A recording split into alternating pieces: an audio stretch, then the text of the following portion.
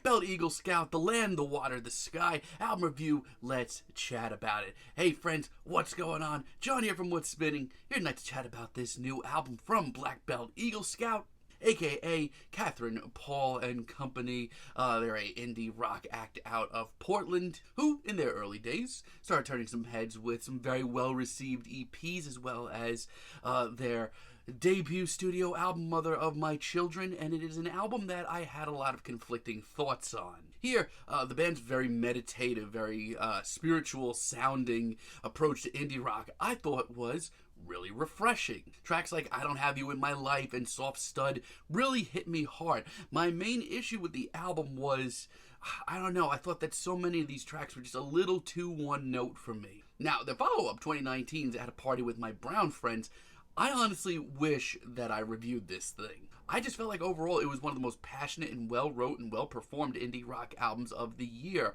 I've grown to respect it quite a bit. Not only that, but the punchier, more straightforward instrumentals hit me a lot harder. Now, leading up to this album and hearing that this album was inspired by Catherine's return to her ancestral lands, that was setting off really like some green flags in my head. The spiritual nature, the meditative nature of the band's music has always been a high point for me, and I thought that a lot of the singles were really good going into this as well. Let's chat about this thing. This album starts off with My Blood Runs Through This Land, and this is an awesome intro. I've loved this so much since it dropped as a single. I love the big crunchy riff that we get here, this big chorus as well.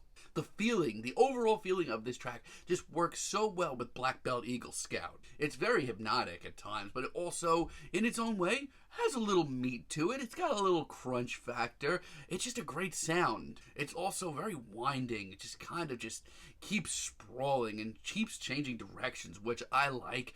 It's also practically psychedelic at times. And on top of that, the drama underneath it all makes for just a hell of a single. Probably one of the best indie rock singles I've heard in a while. Up next we have Sedna, and honestly, Black Belt Eagle Scout continue to just really perfect their sound, and it is very unique. This track is once again very meditative. Catherine's performance alone is so hypnotic, and in some crashing production and some, soaring guitars, and you get something that's pretty kaleidoscopic. These tracks, when they're good, I cannot help but just completely get caught up in them. I really do enjoy Salmon, Stinta as well. Like, this very breezy, very cinematic sound just works with the band really well and complements Catherine's very whisper quiet performance on this track immaculately. I do wish that this instrumental was maybe a little more memorable, but it ends up being absolutely entrancing. Oh, and they bring on friggin' Phil Elverum of Mount Erie fame on this track, which is always a nice surprise, and he really sounds right at home. And Nobody, to me, is really the perfect medium for the band. It's got this driving riff to it, it's got some serious passion. Between that, the vast atmosphere, and the pounding drums, everything sounds just right. And this hook, where things just open up and become this big, swirling, colorful, passionate blast of passion. My God, it is just beautiful. That, alongside of their usual very spiritual, very reflective bars, just makes for a great track. Once again, I honestly just love what they're doing with their sound. As a matter of fact, the material on this album, when good, is some of their strongest material to date.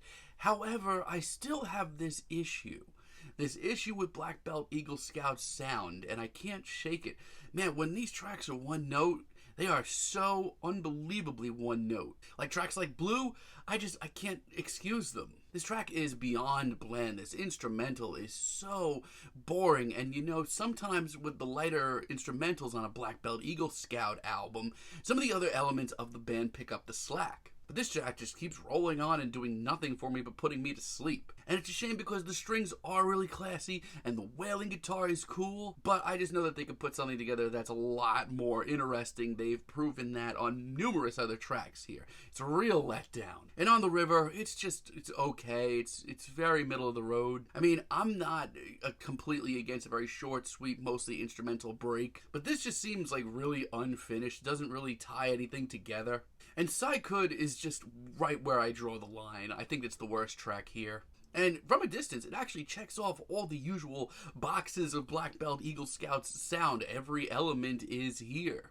But for me, it's just so annoying and boring, and like nothing happens here whatsoever. The lack of progression absolutely drives me up a wall, and things just get annoying. And yes, eventually the track lightens up, it picks up a little bit, we get some guitars, but I just feel like it's just too little too late, and they've done so much more direct material here that hits so much harder. So yeah, this album isn't perfect, but I still think you should listen to it, mostly because Black Belt Eagle Scout have a very unique sound, and you know, the material here, when good, is some of their best. I personally needed a track like Fancy Dance. I love the driving riff, it's got a little oomph to it, and this chorus really pops as well. Like the group vocals that we get here, it's really harmonious, and I needed that. But outside of that, it's business as usual, and that's not a bad thing. It's still very dreamy, very personal, very spiritual, and it's just a great track. With Treeline, I continue to just love the overall passion that we get on this album.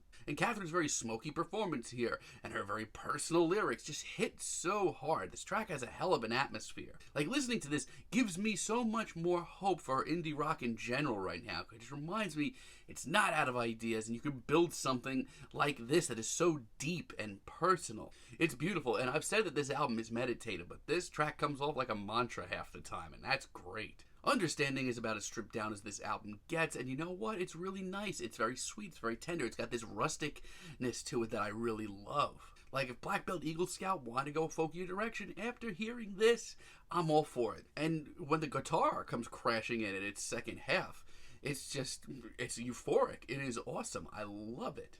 The pacing on this album is really good. Spaces is really decent too. This is one of the dreamiest and sweetest ballads that you're going to find here. And you know what? It's so incredibly charming and so beautiful. That, alongside of some very sweet backing strings, makes for a really enjoyable track. On a very spiritual album, this may be the most spiritual thing here, and that's saying something. And Don't Give Up is the most stripped down track of them all. But there's just so much heart and emotion on display here. I'd even go as far as to say I think it's my favorite deep cut. It's tender, it's sweet, this chorus is full of life, and this instrumental, while being one of the most straightforward here, Catherine backs it up with a whole lot of passion. It ends up being surprisingly epic by the end of it, and I'm very happy with that. This album is very, very solid. It's probably one of the better indie rock releases that you're going to hear all year. It is one of their most meditative, spiritual, and passionate albums to date, and that is saying something if you listen to their back catalog. I do like a lot of the riffs, a lot of the harmonies. It all comes together very nicely.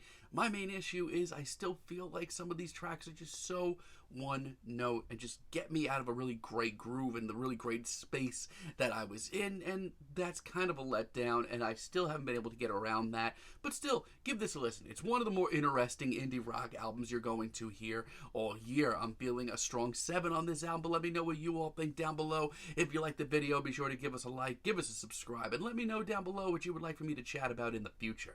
And until next time, have a great day, friends.